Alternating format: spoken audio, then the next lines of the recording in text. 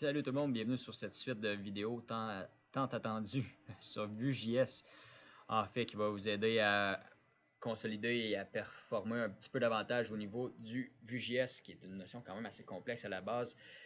Évidemment, faire un petit tour par derrière pour aller voir le JavaScript normal, c'est toujours une bonne idée, mais dans cette série-ci, on va vraiment se concentrer sur Vue.js.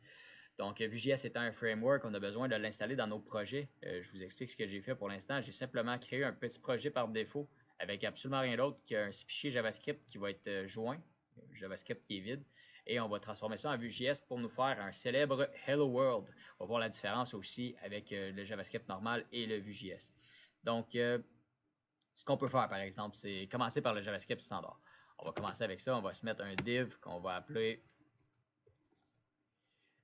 appli app1, tout simplement comme ça, pour aller rechercher ça de la façon qu'on l'a toujours fait. Donc, on va essayer de se mettre un texte ici dans app1.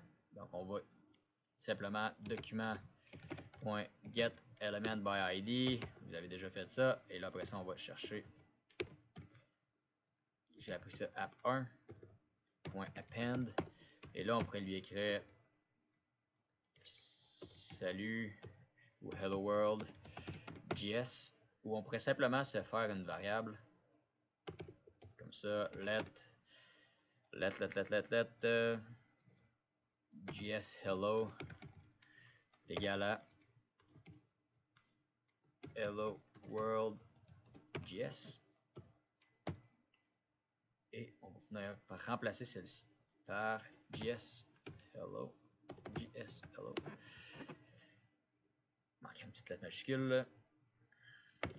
Gosse. Et voilà.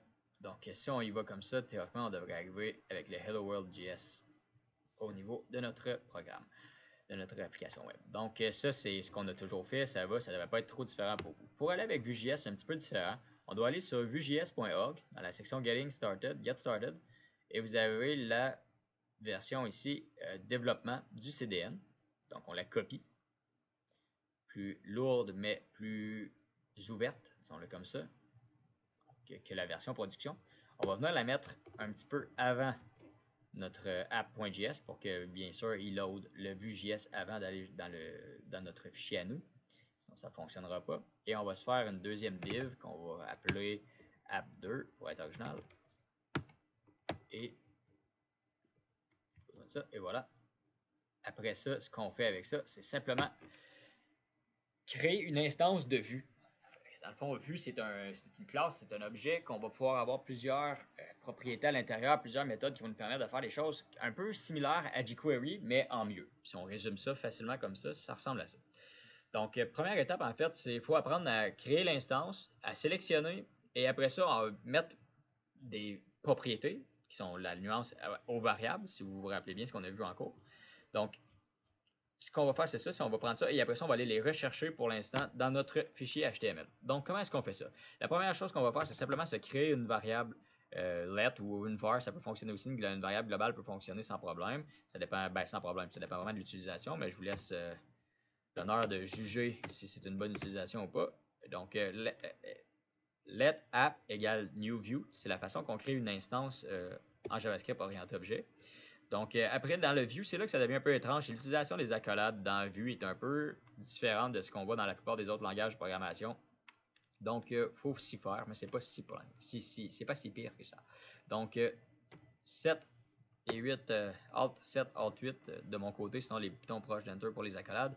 Et à l'intérieur de ces accolades-là, c'est là que tout vient se jouer par rapport à la sélection et à la modification des états. Donc, ce qu'on peut voir, c'est par exemple EL.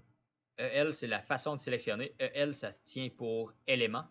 Donc, on va aller chercher un élément dans la page. Nous autres, on va aller chercher vraiment un sélecteur CSS. Donc, on avait number app2 que j'avais écrit. Si j'attends la réponse, je vais attendre longtemps. Donc, app2, on fait une virgule comme ça. On va séparer pas la plupart, tous nos trucs par des virgules. Toutes nos propriétés par des virgules. Donc, l'élément, on le met par une virgule. Après ça, on va se créer un autre objet dans l'objet. Donc, un objet donné. C'est là-dedans qu'on va mettre nos propriétés, qui sont les alternatives aux variables. Donc, data, 2 points, après ça, accolade. Si je ne brise pas mon ordinateur avant. Et voilà. data accolade. Et après ça, c'est là qu'on va pouvoir créer nos variables ou nos propriétés, disons-le comme ça, parce que c'est plus que des variables, c'est vraiment des propriétés. Comment est-ce qu'on fait? On fait simplement écrire un nom et lui assigner une valeur. Donc, c'est pas plus compliqué que ça. Si on voulait mettre, je sais pas, c'est comment qu'on avait appelé ça, JSHello, on va appeler ça vue hello. Et là, après ça, on va lui assigner une valeur. Donc, vue hello. Et on va lui mettre. J'ai écrit quoi? Hello world avec Vue.js. Donc, ça, le script, pour l'instant, fonctionne. Ben, fonctionne. Il apparaîtra absolument rien sur notre page ici, par contre, parce qu'on n'a pas mis sur notre HTML, mais ça, c'est le script est bon pour l'instant. On va aller sur le projet, et après, c'est ici, en fait, qu'on va venir intégrer notre valeur. Donc, ce qu'on va faire, c'est qu'on va lui mettre les deux accolades, un double set d'accolades, donc comme ça. Et à l'intérieur de ça, c'est là qu'on va aller lui travailler ça. On va lui mettre le nom de la propriété qu'on a mis ici. Donc, nous, on a mis vue hello, comme ça, copier. On met double accolade, vue hello, comme ça. Et là, de ce côté-ci, on va avoir Hello World avec Vue.js. On va avoir été rechercher la nouvelle méthode avec ça. Pas la nouvelle méthode, la nouvelle propriété, excusez-moi. Donc, si on fait F12 pour aller dans notre console, et là, c'est là que ça vient changer un petit peu. Je vous montre la différence entre le JS et le app. Si je fais simplement aller chercher ma variable qui était, si ma mémoire n'est pas bonne, donc je vais aller voir le JS Hello et je la change ici en temps réel. JS Hello égal à,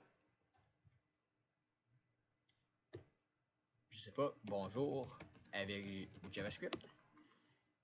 Il me revient, ma méthode est oh, je hello. C'est sûr que si je fais ça, ça va vraiment pas donner une bonne chose. C'était JS hello, comme ça. Et voilà, il me la change, ça va, il a créé, tout est là, tout est beau au niveau de la variable. Mais si j'écris JS hello ici, il va encore me retourner bonjour avec JS. Il ne me retournera plus la version Hello World JS. Donc, vous voyez, si j'écris ça, il va me la revenir. Mais si je le fais avec vue, donc c'est sûr que la syntaxe n'est pas exactement la même parce qu'on a notre objet. Notre objet, c'est quoi? C'est app. C'est comme ça que je l'avais appelé? Ouais, je l'avais appelé app. Donc, app. C'était, comment je l'ai appelé? Vue hello. Lui, vous voyez qu'il nous ramène le Hello World vu avec JS, vue hello. Et là, si on fait égal bonjour avec Vue.js, ben vous allez voir qu'ici, il va changer dès que j'appuie sur Entrée.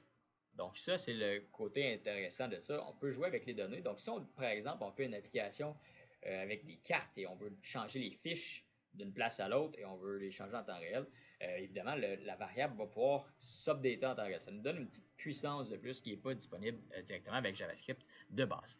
Donc ça, c'est la première démo. Je vous attends pour la prochaine capsule.